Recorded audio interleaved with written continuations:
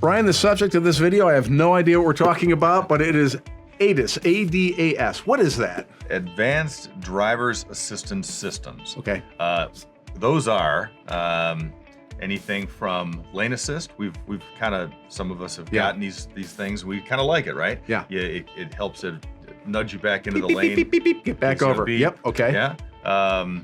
Prevents an accident, forward collision avoidance. So it's all the cameras and radar, LiDAR, it's always looking. If you get too close, it'll put the brakes on automatically. That has prevented a lot of accidents. That's part of it.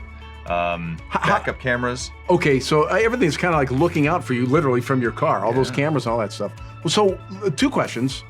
We'll get to how do you calibrate it, but how does it get out of calibration? Well, an impact. Okay. Is one, right? So there's sensors all over the place. So if there's an impact, it bends a bracket, it smashes a sensor, corrosion on wiring can cause a problem. All right. Windshield replacement. Windshield cracks, of course, would, but if a windshield replacement just with a new piece of glass being at a different distance from the camera, maybe it's molded slightly different, you have to calibrate the system after a windshield replacement. So, okay, new windshield, I got to get that calibrated. It's got to be done. Change in ride height. For whatever reason, you change tire sizes, springs get tired.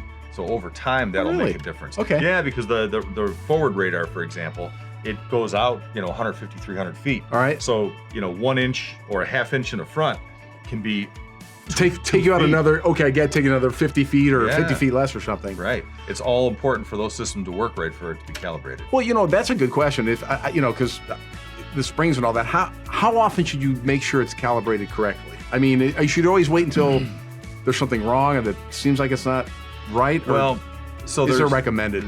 If it's way out or there's a bad sensor, the car will tell you. It'll have a malfunction indicator light will come on the dash. It'll tell you there's an issue. The other things would be a collision, of course. They have to make sure, you've got to make sure that you do a pre-scan and a post-scan after repair. Scan the system, make sure it's right. Sometimes there'll be an issue without throwing a light on. The scan will tell you that. And then the other thing is if you do an alignment, if you change if the thrust angle is way off and there's a large adjustment that you make there, you've got to calibrate that, or at least that system needs to be calibrated because there's multiple calibrations on every car. And you guys, obviously, you've got the stuff to do the calibrations. Yeah. Do you do those as part of an alignment, say? I mean, it's is not that part of it? But if recommended. If it's needed, we have the ability to show you that it's needed, why it's needed, that the manufacturer says it's got to be done, and we're the only independent shop that has the ability, the equipment to do that. It's pretty neat. It's cool. Sounds high tech, and it's important. Yeah, really important. The cars these days are very. I mean, they're so much different than they were when you probably started out with cars, and they're high tech. And that means you need some highly skilled people working on them. And you get those at Weber, because I know these guys, you keep up on everything. We work hard. Check out some of the other videos, because these guys are into EV, hybrids, everything. They can save you money there. So Weber Automotive, check them out. Thanks, Randy.